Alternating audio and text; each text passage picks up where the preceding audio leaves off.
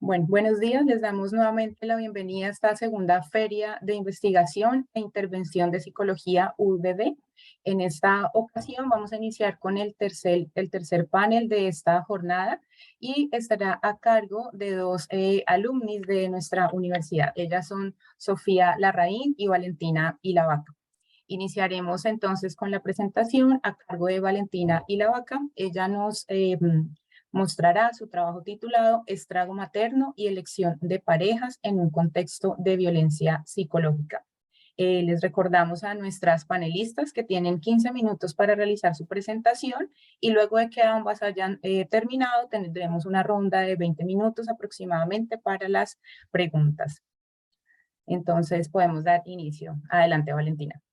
Hola, bueno, buenos días a todos. Muchas gracias por estar acá. Gracias a Adriana por la presentación. Voy a comparto mi pantalla, ¿cierto? Ya, ahí espero que se vea bien. Bueno, para presentarme un poco, buenos días a todos. Como dije anteriormente, mi nombre es Valentina Ilavaca, soy psicóloga clínica, egresada de la Universidad del Desarrollo, y hoy les voy a presentar mi trabajo de monografía clínica que realicé para optar a mi grado de postítulo en clínica psicoanalítica de adultos en la Universidad Diego Portales. Y la pregunta de investigación que yo hice, como ahí me presentaron anteriormente, tiene que ver con el estrago materno y la elección de parejas en un contexto de violencia psicológica, y mi pregunta en mi investigación fue: ¿es posible anudar el estrago materno en una mujer con la elección de parejas totalizantes y su pertenencia en un contexto de violencia psicológica? Acá un poco como de contexto de la violencia, porque mi trabajo se centra en la violencia psicológica, que yo en ese minuto, yo trabajaba como voluntario en la Fundación Antonio, por lo tanto tuve muchos pacientes que llegaban con todo tipo de violencia en la pareja. Por lo tanto, ahí en algunos casos me empezó a llamar la atención que familias, amigos, conocidos, cercanos, como que le decían así como: oye, pero ¿por qué, sabiendo que te están tratando mal, te están haciendo este tipo de situaciones, por qué sigues ahí? Como que sal de ahí, y ahí como que me empieza a surgir esta pregunta: ¿qué motiva a una persona a permanecer en una relación violenta? ¿No?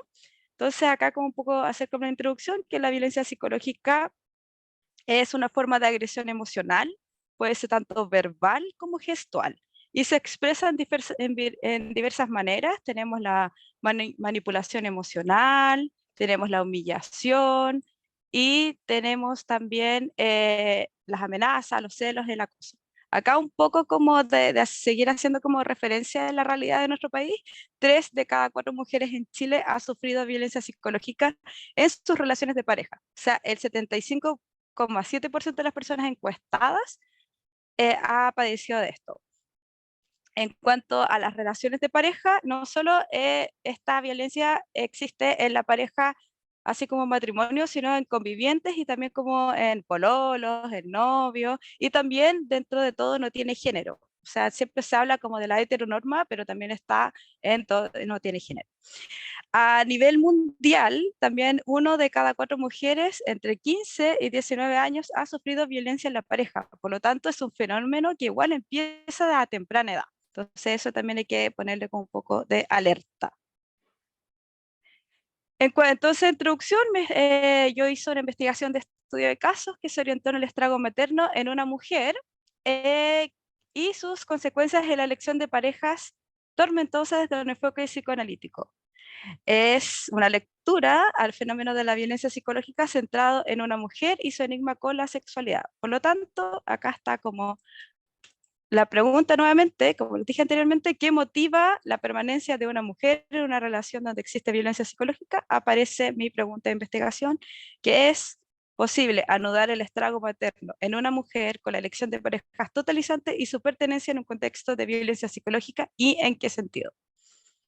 Mi metodología, bueno, fue una investigación cualitativa, por lo tanto se busca un entendimiento subjetivo del fenómeno psíquico abordado. En este trabajo se mostrará un proceso psicoterapéutico, su abordaje desde las primeras entrevistas, abarcando los movimientos significativos de la paciente que presentó en la terapia. Entonces tenemos nuestros criterios de inclusión: es que mi paciente fueron pacientes del 2019-2020 de la Fundación Antonio Acá en Concepción, que presentaban víctimas de violencia psicológica en la pareja. Es una muestra de estudio no aleatoria, datos fueron intencionados y no probabilística. La recolección de datos fue a través de la ficha clínica, notas, apuntes en las sesiones, y el diseño de investigación fue el estudio de caso, que tiene como objetivo probar afirmaciones teóricas junto con transmitir un hallazgo clínico y crear nuevas hipótesis explicativas. Por lo tanto, también es una historia, es una investigación exploratorio descriptivo, porque permite a otros colegas realizar preguntas futuras para otras investigaciones. En este fue un estudio de caso con un enfoque psicoanalítico. Voy a hablar un poco en qué me refiero, como en qué se refiere este enfoque psicoanalítico en la terapia. Son terapias extensas que tienen una revisión de las relaciones de la primera infancia y se trabaja con el inconsciente, dando énfasis a la transferencia durante el proceso terapéutico. Acá, en relación a la ética, el resguardo de la integridad de la paciente, se resguardó su identidad y a través de un consentimiento informado, y también se realizaron diversas supervisiones clínicas. En el marco teórico, tengo que las víctimas presentan un historial de malos tratos de la infancia. Acá les menciono un poco como Freud, porque Freud, voy a mostrar un esquema que hace el recorrido de lo femenino hacia el Edipo. Entonces mostramos cómo la niña deviene de la mujer, de la madre, por lo tanto debe superar este cambio de amor de objeto, o sea, pasar de la madre al padre. Aunque lo supere, según Freud, dice que quedan vestigios de fijaciones duraderas y que permanecen en las relaciones futuras. Por lo tanto, en la relación predípica tenemos la relación madre-hija, una relación única, totalizante e idiádica, y la madre ocupa un lugar primordial en la constitución del aparato psíquico, porque es quien responde a las necesidades del bebé, ¿no? Por lo tanto, entrando al Edipo, aparece lo que se llama la función paterna. Lacan habla de la función paterna, que es este corte de esta relación materna, que esta bonificación única que tiene el bebé con su madre, y si falla, afecta directamente la imposibilidad de recorrer nuevos deseos.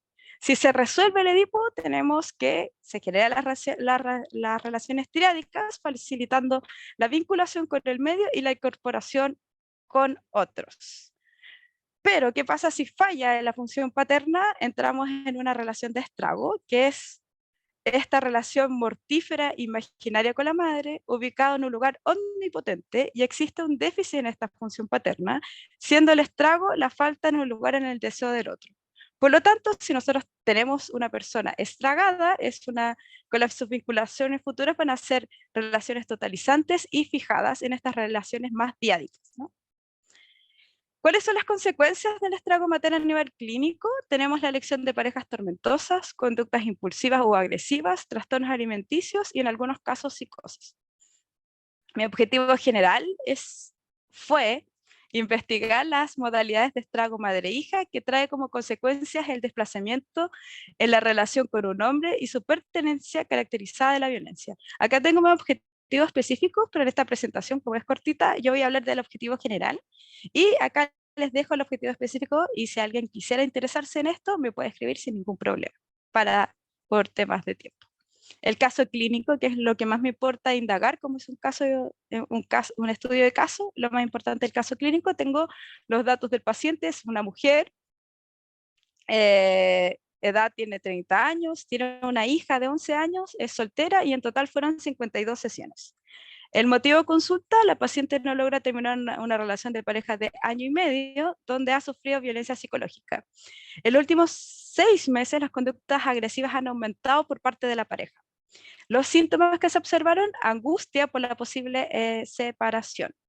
Bueno, acá yo quisiera dar como un poco los resultados, que yo lo pude, es más una integración teórica clínica. Por lo tanto, que durante la terapia se recabaron 5 momentos claves para el análisis del caso, que permitieron evidenciar elementos de la paciente que ponen en juego su modo de vinculación, ¿ya? Tenemos nuestro primer eje, que está centrado en la relación con la madre en los primeros meses de vida, y la paciente nace para retener a su papá, pero aún así las abandonó. O sea, tener una relación, ella fue planificada para mantener una familia. Entonces, aún así el papá las abandonó, entonces ella constantemente busca cumplir las expectativas que no se logró cumplir en el mandato familiar.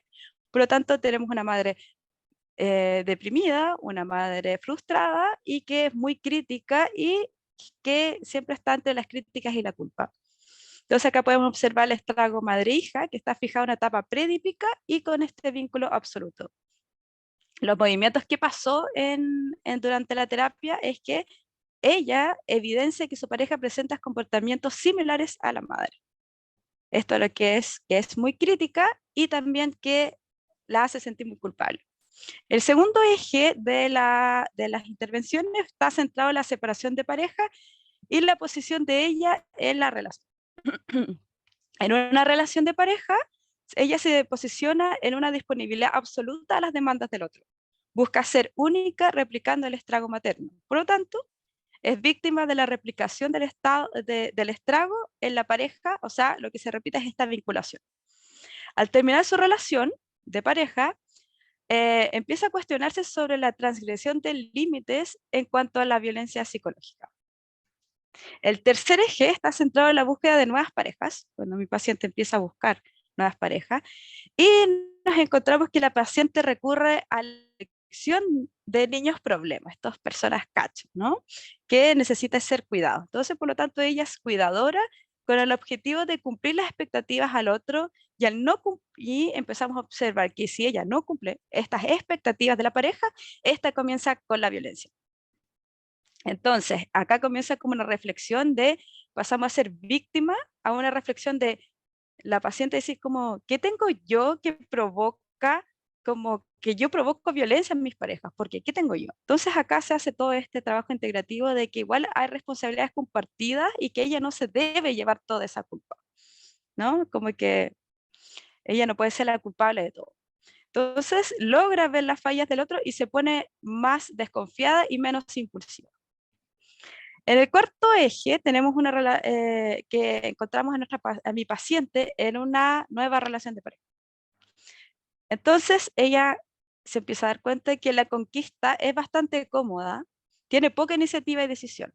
Entonces ella, a raíz de lo mismo que les mencioné anteriormente, que sus parejas la eligen, dice, ¿por qué mis parejas siempre terminan así con actitudes violentas? Entonces ahí aparece este tema de ser la elegida. O sea, que ella, una persona viene, la coquetea y como que ella al tiro se acopla a ella y como que no hay cuestionamiento, ¿no? Como que no hay, solamente ella dice, oh, alguien está interesado en mí, como que no lo cuestiona. Entonces los movimientos que comenzamos a ver acá, hay que comienza a observar que ella también puede ser más activa en la elección de sus parejas. Y que es decir, ella puede elegir.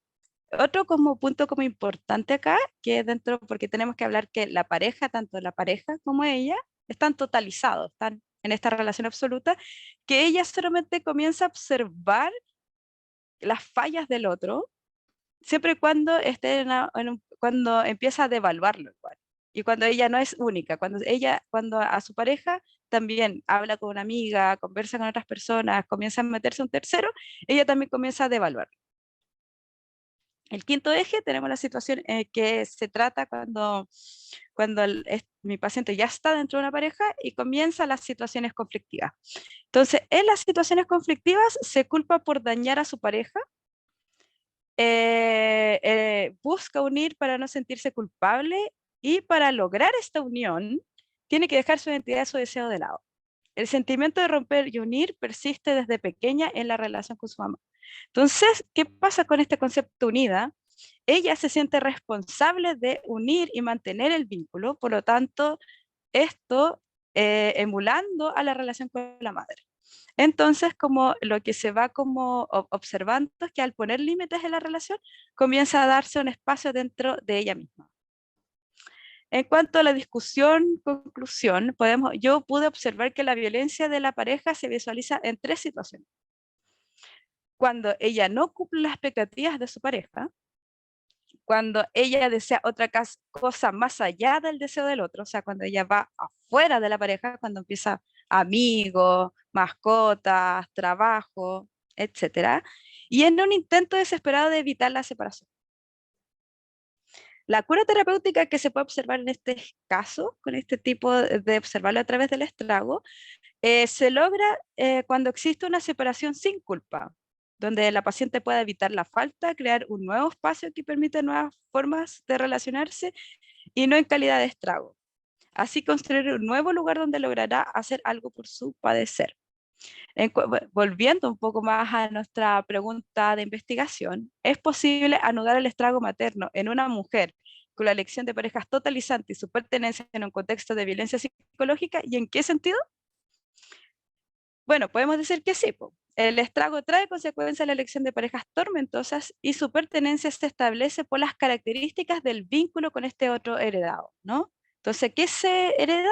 Su goce, el deseo y la posición de objeto con el otro. Entonces, el estrago permite dar una lectura a los casos de mujeres víctimas de violencia, dando luces del modo de relación atrapado en esta mujer hija y poder intervenir para que surjan nuevas posibilidades de relacionarse, de desear, de generar límites y tener una identidad. No es el camino, ojo que no es el camino de cura para todos los casos de violencia, pero proporciona a otros terapeutas un entendimiento teórico práctico. En cuanto a los lineamientos, o sea, a partir de este trabajo investigativo, ¿qué fue lo que me surge también para seguir como estudiando? Bueno, tenemos la función paterna, que es el deseo del padre, o sea, ¿cómo es para usted ser una hija no deseada? El trauma, por no cumplir este mandato de unir, la relación de la paciente y su hija, porque su hija está ubicada, porque entre todo este contexto no puede como hablar mucho más del caso, pero su hija está ubicada de una forma distinta a ella y la hace interrogarse acerca de su lugar como mujer. Y la violencia conducida a atacar el lazo a través de un pasaje al acto como un modo resolutivo de separarse de un gozo mortífero. Acá me surge como esta idea del suicidio femicida, que es como es tan mortífero esa relación y tan unido que tiene que llegar al suicidio para la separación. Entonces esos fueron los lineamientos que quedaron. Acá un poco de mi bibliografía, mis referencias, y con eso finalizo mi presentación. Bien, Valentina, felicitaciones. Muchas gracias por tu presentación. Vamos a continuar ahora con la presentación de Sofía Larraín. Ella expondrá su trabajo titulado Representaciones sociales de pacientes cardíacos y sus familias en relación a las comorbilidades crónicas, obesidad y de M2. Adelante, Sofía.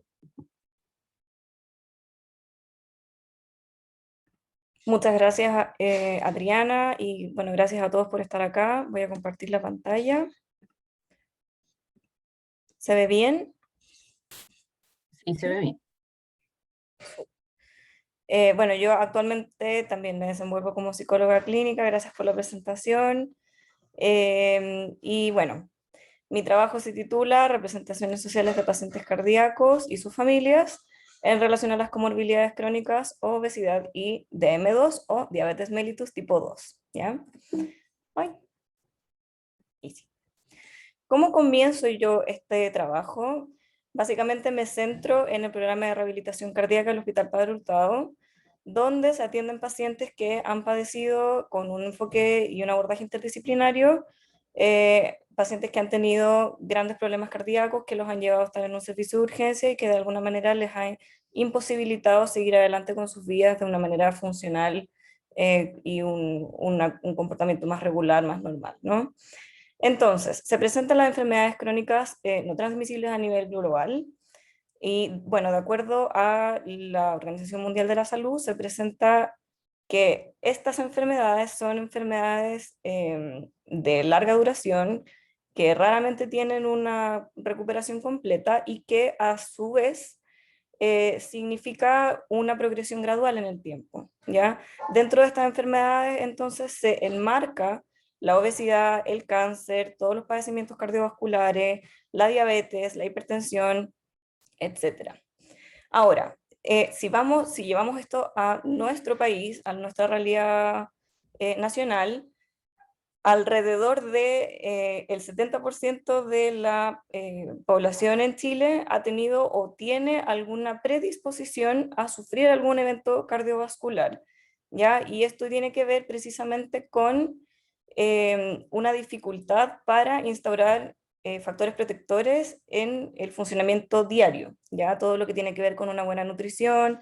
En nuestro país hay una gran problemática dentro de lo que constituye a la nutrición, a la actividad deportiva, la actividad física y todo lo que tiene que ver también con hábito tabaco, consumo de alcohol, etc.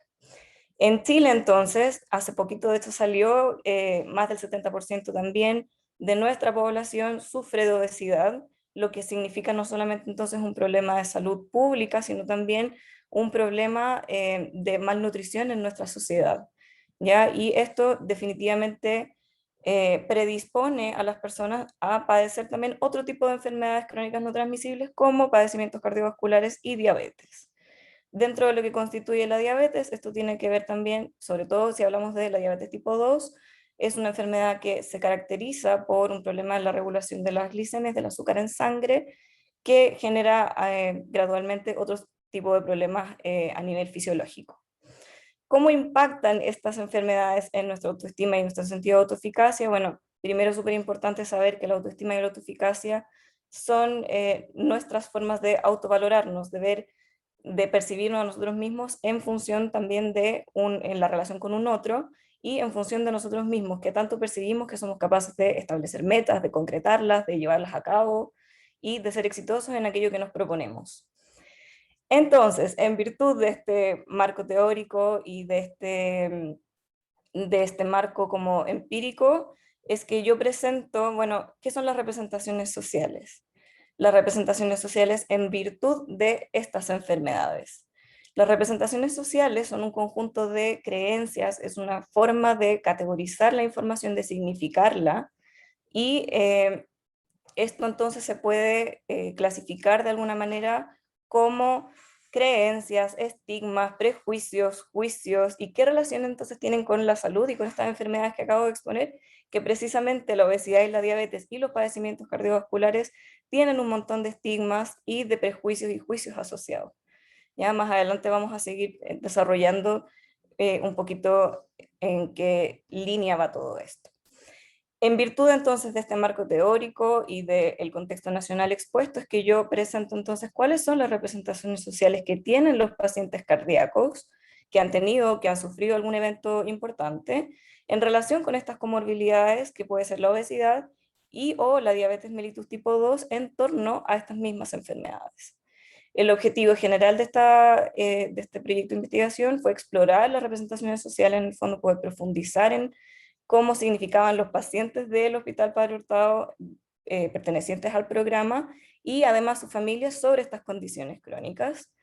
Y los objetivos específicos de alguna forma iban en línea de cumplir con este objetivo general, identificando cómo se conceptualiza la enfermedad en el programa, cómo se describen las relaciones que establecen los pacientes entre las mismas enfermedades y identificar, por supuesto, la influencia del paso por el programa de rehabilitación cardíaca, que además es un programa interdisciplinario que incluye otras disciplinas como enfermería, nutrición y kinesiología, haciendo además un abordaje bien completo en torno a la rehabilitación de la persona, para volverla a insertar en la sociedad y en el mundo laboral. El diseño metodológico y las consideraciones éticas de este trabajo. Bueno, este fue un trabajo cualitativo, no experimental. A mí me interesaba comprender qué era lo que pasaba con la subjetividad de las personas. Tuvo un alcance temporal transversal, apliqué la teoría fundamentada, más adelante vamos a ver cuáles fueron los fenómenos centrales que se desprenden de la investigación. Tuvo un muestreo intencionado, tuvo 6 participantes, la mayoría de hecho tenían obesidad o ambas afecciones. Apliqué entrevistas semiestructuradas y se aplicó una estrategia de análisis con una codificación abierta y axial. Súper importante también que como resguardo de consideraciones éticas me guié por todo lo que establece el Colegio de Psicólogos, incluyendo además un consentimiento informado, anonimizando toda la información. Se le aplicó una gratificación a los pacientes con un taller de alimentación consciente, muy en la línea de continuar con la rehabilitación y con mejorar un poco todo lo que tiene que ver con la relación con la comida y con los alimentos y con la imagen corporal, y una gratificación a la institución que lamentablemente por temas de tiempo y disponibilidad de ambas partes no ha podido ser concretada. Entonces, dentro de los resultados, el primer fenómeno que destaca tiene que ver con las modificaciones al estilo de vida. ¿Ya? ¿De qué se trata esto? Se trata de que cuando se genera conciencia de enfermedad después de haber tenido un evento cardíaco, y cuando entiendo qué causas me llevaron a tener o padecer este evento cardíaco, se generan conductas de autocuidado. Un poco también a la mala, entre comillas, muy forzados desde un evento, desde la sensación del miedo, ¿no es cierto?, que despierta esto de mi vida está en peligro, tengo que hacer algo al respecto para no caer en conductas de riesgo o finalmente perder la vida.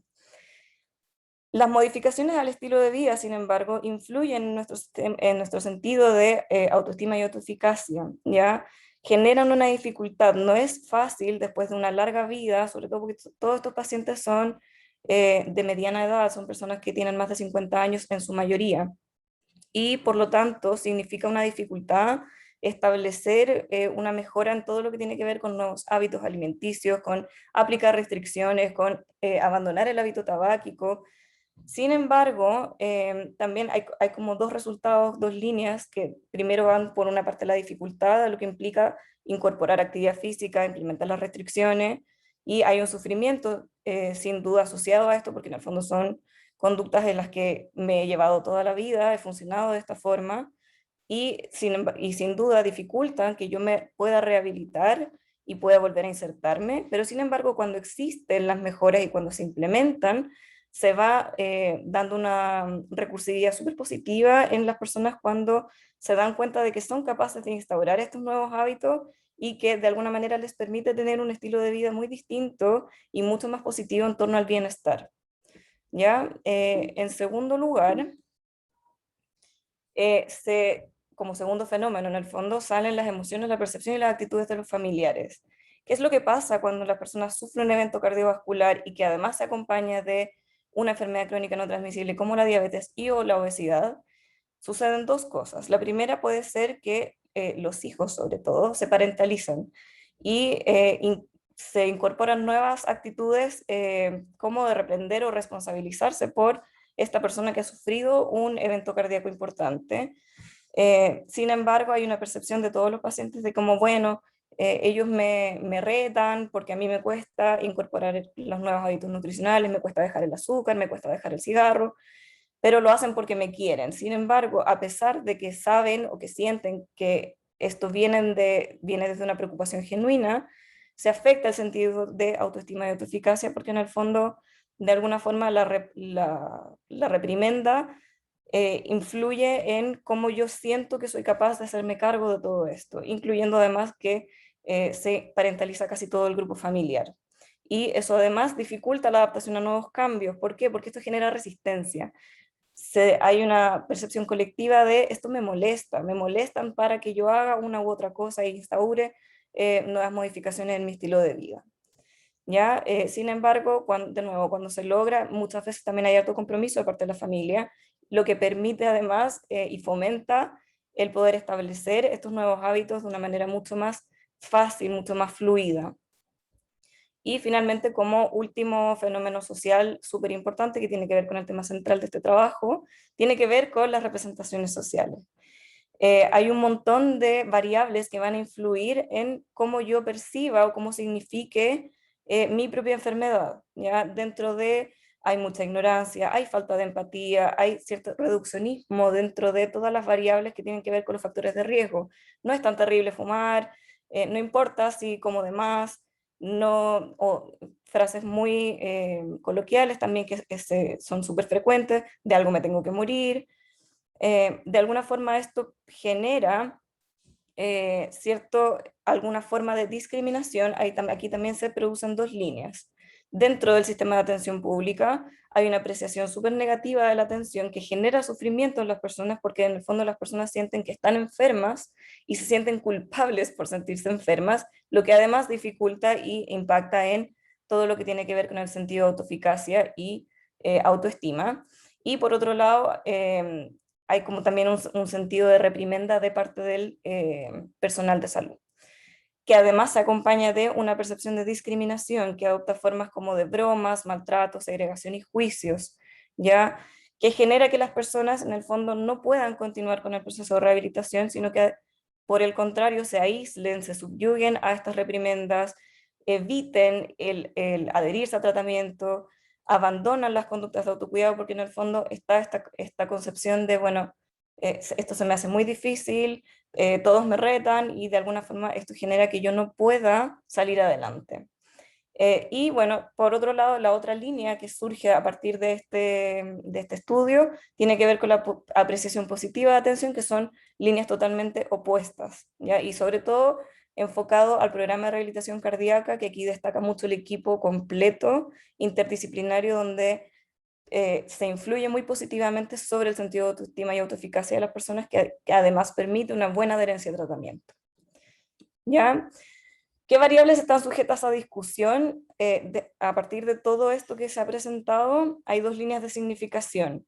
Una parte bien importante tiene que ver con el desconocimiento total respecto de las afecciones. Mucha gente no entiende por qué llegaron a este tipo de conductas, ni tampoco sabe cómo puede influir todo esto de los factores de riesgo, la malnutrición, la falta de actividad física, la falta de espacios de ocio, de esparcimiento y descanso, en que a mí finalmente me den o me surjan algún evento de gran importancia en términos de salud. ¿Ya? Y finalmente también hay una gran influencia de las enfermedades en el autoestima.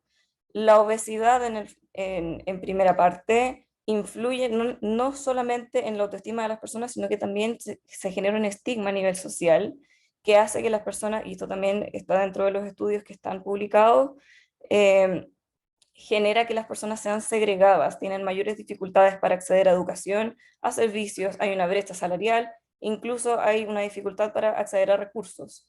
Y por otro lado, en todo lo que respecta a la diabetes, ¿no es cierto? Sucede lo mismo, hay una percepción de yo no soy capaz de generar una familia, de crear vínculos que vayan a durar, hay una sensación también de detrimento de yo no soy capaz de salir adelante, hay una cierta concepción de inutilidad, ¿ya? ¿Cómo se relacionan entonces estas comorbilidades y las condiciones cardíacas? Es que finalmente se generan círculos viciosos, ¿no? La malnutrición, la obesidad, la diabetes, en el fondo, aumentan el riesgo a padecer una enfermedad cardíaca que en el fondo sea más difícil de rehabilitar en la medida en que yo no establezco nuevos hábitos ni aplique ni incorpore nuevas conductas a mi estilo de vida. Y finalmente el paso por el programa de rehabilitación cardíaca sale y surge como una variable súper importante dentro del sistema de salud pública, donde se establece que sería súper interesante poder establecer programas de rehabilitación en todo el servicio público de salud. ¿Ya? Y también, por cierto, hay cierta convergencia y divergencia de los resultados versus nuestros antecedentes teóricos y empíricos. ¿Cómo convergen? Efectivamente, hay una afectación a la autoestima, hay una sensación de inutilidad, hay una sensación de dificultad para incorporarse nuevamente a la sociedad. Sin embargo, no sucede en todos los casos, y sobre todo aquí la divergencia va más que nada en la línea de la diabetes. Las personas que padecen diabetes, al menos las de este estudio, no presentaron las características mencionadas dentro de la percepción de sentir que hay una mayor dificultad o que hay un estigma muy superior respecto de cómo me percibe el resto y cómo se afecta mi autoestima en virtud de cómo me perciben los demás, tanto mi familia como mi entorno próximo y, por cierto, el resto de la sociedad. ¿Por qué es relevante este estudio en el fondo? Porque permite comprender, permite profundizar en el entendimiento y en las cosas que generan dificultad en un proceso de rehabilitación cardíaca, y por lo demás permite en el fondo también dentro del abordaje psicoterapéutico abordar aquellas dificultades que tienen que ver precisamente con el incorporar un nuevo estilo de vida, todo lo que tiene que ver con lidiar con la nueva restricción alimentaria, por ejemplo, que genera mucha resistencia, el abandono del hábito tabáquico, y de qué manera podemos ir canalizando aquello que me va generando dificultad y resistencia para continuar con el tratamiento. ¿Ya? Se responde entonces a la pregunta y al objetivo en el fondo, pero también hay limitaciones de este estudio, dentro de los cuales sin duda hay un tema de tiempo y también hay una gran variabilidad de todo lo que tiene que ver con las representaciones sociales. Este estudio no alcanza la saturación teórica precisamente porque aborda mucho la subjetividad. Sin embargo, hay que hacer el alcance de una polarización de representaciones sociales donde uno tiene una connotación súper positiva y otro tiene una connotación muy negativa que me genera dificultad para incorporar y rehabilitarme en la sociedad. Y también es súper importante rescatar que se refleja el mundo interno a través de estas representaciones sociales, porque tanto individualmente como en el círculo cercano, esto es algo que es súper compartido a nivel colectivo. ¿Ya? Y en ese sentido también sería súper interesante entonces poder hacer abordajes preventivos e informativos que permitan a las personas salir adelante y tener un nuevo entendimiento respecto de cómo abordamos todas las temáticas y todas las conductas que nos llevan a padecer este tipo de enfermedades. Dentro de las limitaciones finalmente del estudio tenemos el tiempo entonces de investigación, como lo había mencionado, la densidad de los datos son 6 participantes únicamente y las características de la muestra. En general esta es una muestra súper homogénea y por lo tanto es muy probable que los datos no sean 100% representativos, son generalizables, aplicables a contextos similares, pero no al resto de la población. Finalmente, como líneas influyentes en el fondo, también tiene que ver mucho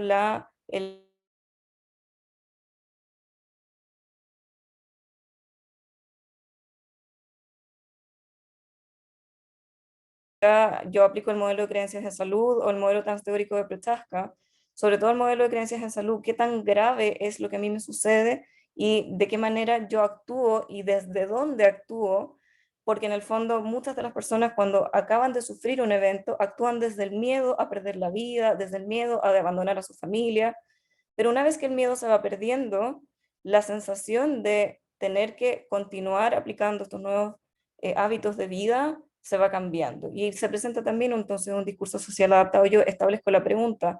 Hay muchas personas que hablan mucho, pero que en el fondo las conductas que tienen continúan yendo en la línea de la autodestrucción. Y por lo tanto, sería súper interesante también poder hacer un estudio que generalice más los datos, ¿no?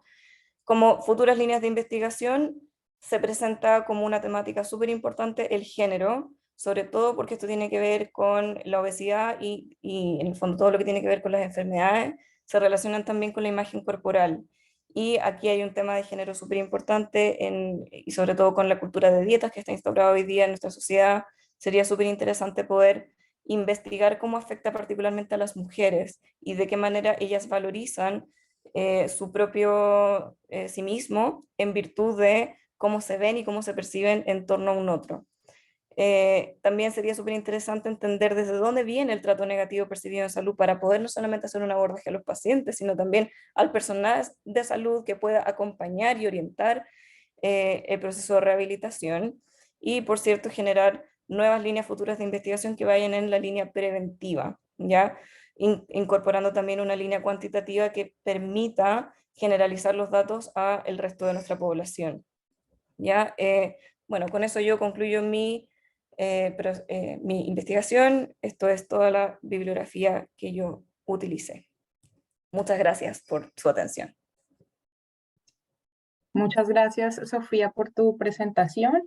Vamos a dar inicio entonces a la sesión de preguntas. Les recordamos a las personas que están participando de este panel que pueden plantear sus preguntas en la sección que aparece en la parte inferior del Zoom.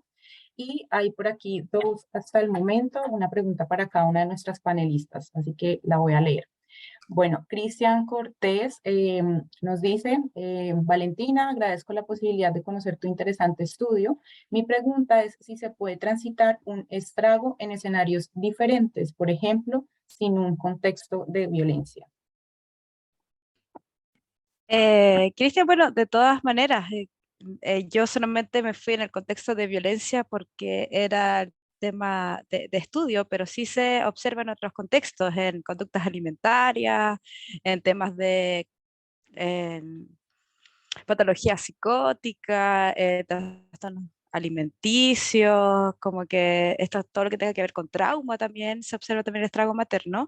Ahora tenemos que ir viendo cuál es la diferencia entre tener una mala relación con la madre que versus que esta relación como mucho, el estrago materno es mucho más, desde lo local lo habla desde lo mortífero, como lo más negativo, lo más, no, no desde, es como lo más, desde siempre desde una patología, se observa más que desde como un, algo como un contexto mucho más como patológico, como de una patología simple, por ejemplo, depresión, esto es como mucho más la diferencia entre la depresión y como la melancolía. Esto vendría siendo más melancolía más que de una depresión, como algo mucho más desde, por otras teorías, hacia lo más estructural.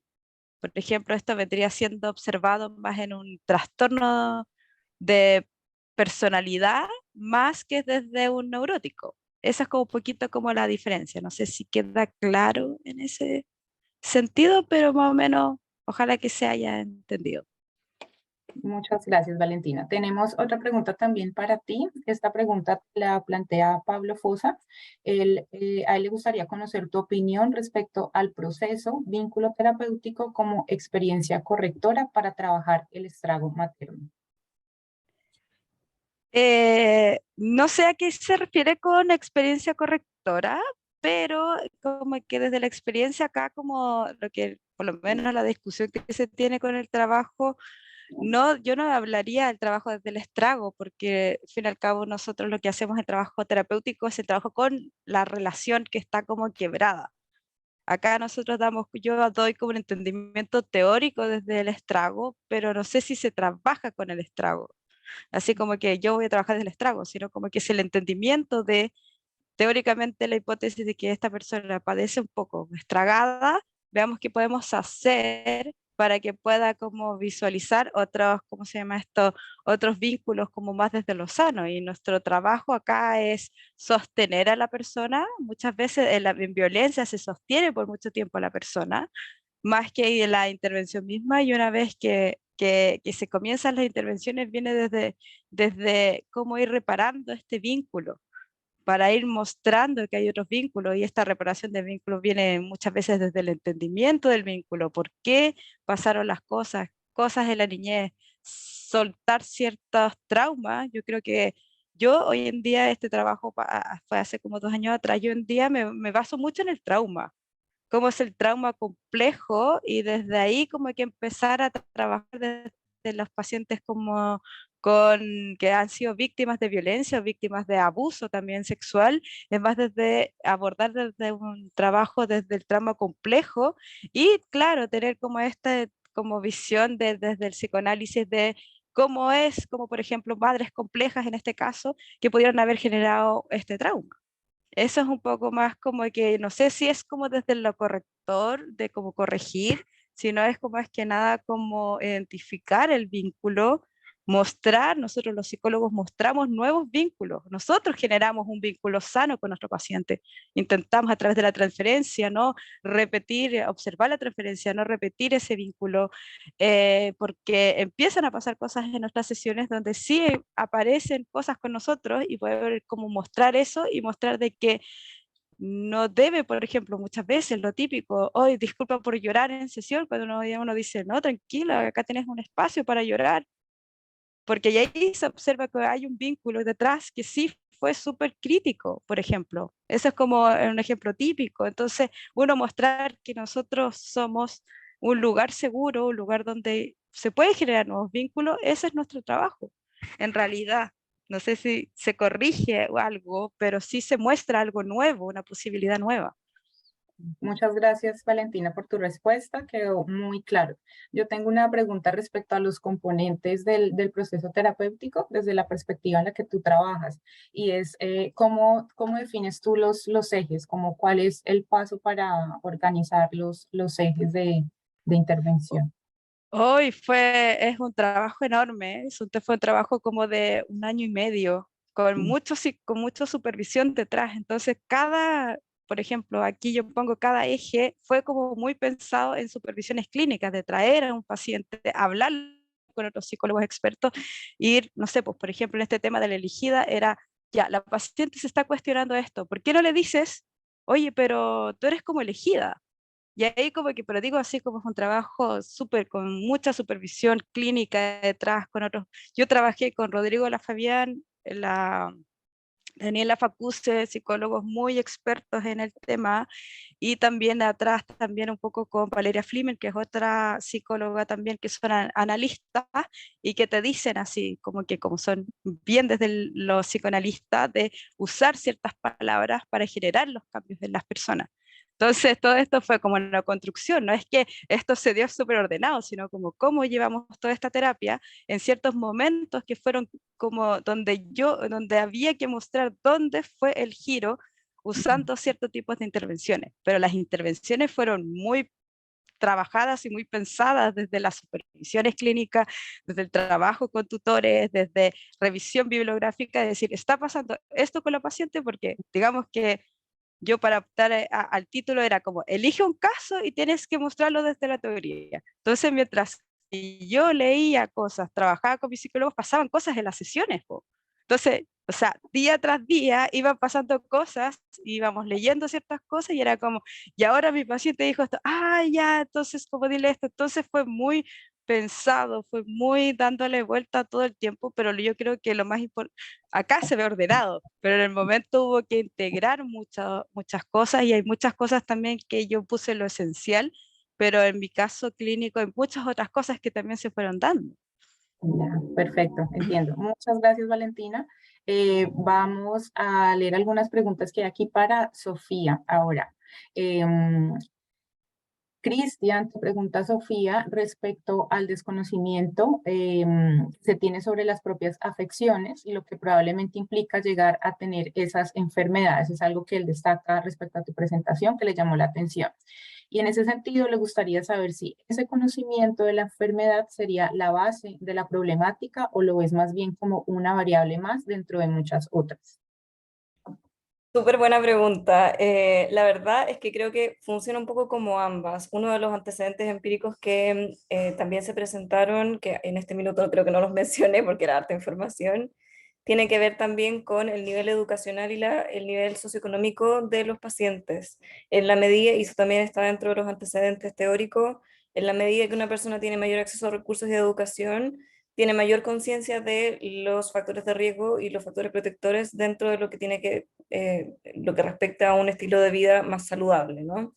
Entonces, en virtud de esta muestra, efectivamente siento que de todas maneras funciona como una causante en el fondo de no entender por qué este estilo de vida que estoy llevando me lleva a esto, sobre todo porque además son personas que no solamente tienen malos hábitos nutricionales, sino que también tienen estilos de vida muy vertiginosos, son personas que trabajan hasta altas horas de la noche, desde muy temprano en la mañana, tienen constantes situaciones y circunstancias que los llevan a vivenciar y a experimentar altos niveles de estrés, que además fomentan todo lo que genera, como que de alguna forma se potencian todos los factores de riesgo que gatillan finalmente la enfermedad.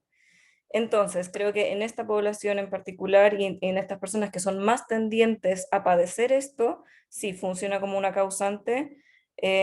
Ahora, probablemente los niveles socioeconómicos y las personas que tienen mayor acceso a educación y recursos probablemente también deben tener cierto nivel de desconocimiento. Nadie está exento de saberlo, nadie sabe todo en el fondo y de alguna manera eso sí influye como una variable en quizás entender cómo un padecimiento me puede llevar a ser más tendiente a padecer otro. Ya en la medida, de hecho, todo lo que tiene que ver con la diabetes influye en los circuitos fisiológicos de las personas que me hacen más, me predisponen más a sufrir otro tipo de variables que también van a potenciar y van a gatillar algún evento más grave. Así que creo que funciona un poco como ambos, dependiendo del caso. Sofía, muchas gracias. Sí, sí, respondo bien a la pregunta. Sí, creo que respondes muy bien. Yo quería preguntarte algo en relación con eso mismo que preguntaba Cristian y que tú respondiste, y es en dónde queda como la capacidad de agencia del sujeto, como la capacidad para tomar decisiones, incluso cuando son personas que saben las consecuencias de sus hábitos alimenticios, conocen cómo son las afectaciones que hay para su salud y para su bienestar, ¿no? Porque parece que desde una perspectiva, desde ciertas perspectivas, se omitiera como esa capacidad que tenemos para decidir sobre nuestros cuerpos y sobre lo que comemos y cuáles son los hábitos que tenemos. En ese sentido, me parece súper relevante, sobre todo hoy día, trabajar primero el vínculo terapéutico. Me parece que es súper relevante poder darle esa facultad y esa autonomía a la persona desde el vínculo, desde el entendimiento de que todos somos capaces de establecer e instaurar, por muy difícil que sea, y muy relacionado también con el estudio de Valentina, me parece, eh, que en la medida en que yo trabajo y le doy este sentido de confianza al paciente de que es capaz de salir adelante, la persona efectivamente se compromete con esa facultad, ¿no? Hoy día siento que es muy importante también trabajar con las resistencias, desde el vínculo, por cierto. Yo puedo mostrar muchas veces qué tipo de consecuencias tiene algo, pero si está esta creencia muy arraigada a nivel colectivo de algo me tengo que morir, esto no es tan terrible, tengo que darle un sentido de urgencia que tenga sentido para el paciente y en cuyo caso me parece súper importante ir integrando aquellas cosas que me hacen más vulnerable a caer en este tipo de factores de riesgo y conductas de riesgo, ¿no? Hoy día yo me desenvuelvo también un poco desde el psicoanálisis relacional, con una mirada bien transpersonal. Estoy haciendo un diplomado en psicología junguiana y desde esa perspectiva, desde ese enfoque, me parece súper relevante poder ir integrando todo lo que corresponde a la sombra, ¿no? Todo lo que me hace vulnerable, todo lo que me trabajar un poco también con este sentido de seguridad o de confianza como exacerbado, un poco desde la omnipotencia, que en el fondo es lo que más vulnerable, más expuesto me deja a caer más en conductas de riesgo, porque esto a mí no me va a pasar nada, es como una creencia bien colectiva, ¿no? Esto no me va a pasar a mí. Y desde entonces me parece súper importante trabajarlo desde el vínculo terapéutico y hacer sentido al paciente en qué cosas puedo dejar de hacer o qué cosas, en qué variables me va a afectar, qué cosas yo voy a dejar de poder hacer y qué cosas van a dejar de tener sentido en mi vida si yo tengo este sentido de gravedad más o menos incorporado. No sé si respondo a tu pregunta. Sí, muchas gracias. Tenemos una última pregunta también para ti, Sofía, y nos la plantea nuestra decana Teresita Serrano. Ella te pregunta si pudiste observar si los participantes tenían percepciones distintas respecto de las actitudes y prejuicios que influyen en sus representaciones desde los diversos profesionales de la salud. Sin duda, absolutamente. De hecho, la percepción también influye un montón desde el profesional de salud que me va a atender. En casos bien particulares hay personas que abandonan el tratamiento por el trato con una u otra persona porque este trato generó tanto impacto en mi sentido de autoestima y autoeficacia que se sienten incapaces de incorporar ningún estilo ni ningún hábito y dicen, bueno, ya estoy condenado, no me queda de otra, o sea, ya fue. Pero por otro lado, sobre todo en aquellos que pudieron conectar muy bien con el programa de rehabilitación cardíaca, que yo diría que es una variable que influye muchísimo y que se hizo de hecho después una comparación con otros programas de rehabilitación cardíaca, donde este en particular destaca por el abordaje interdisciplinario que tiene, cuando las personas sienten que hay un abordaje y un compromiso de parte de un equipo bien integrado, que trabaja fielmente como equipo, que están todos comprometidos con el caso y están todos en conciencia de lo que sucede con la persona, las personas se involucran mucho más con sus propios procesos de rehabilitación y aumenta sin duda el sentido de autoestima y autoeficacia, pudiendo incorporar, por ejemplo, hay un caso súper precioso de un caballero que había fumado toda su vida, un caballero de más de 65 años, que dijo, bueno, siento que soy importante para estas personas y soy importante para mí y desde esta mirada yo me priorizo y por lo tanto abandono el hábito y me comprometo con mi bienestar y mi salud. Por lo tanto, sí, la percepción de los distintos, desde las distintas miradas del personal de salud, sin duda que influyen en las representaciones sociales de los pacientes, y ello significa 100% una influencia en el comportamiento que la persona vaya a continuar posterior al evento cardíaco y al proceso de rehabilitación. Muchas gracias, Sofía, y Valentina, también agradecemos su participación en este panel. Por el momento no hay más preguntas ni comentarios. Muy interesantes las presentaciones que acabamos de ver. Los dejamos invitados para que continúen en el siguiente panel, en el último de esta feria, que inicia a las 12:30. Esto es todo por el momento. Que estén muy bien, que tengan buena tarde. Muchísimas gracias. Cuídense mucho. Claro, que Muchas estén bien. gracias. Chao, chao.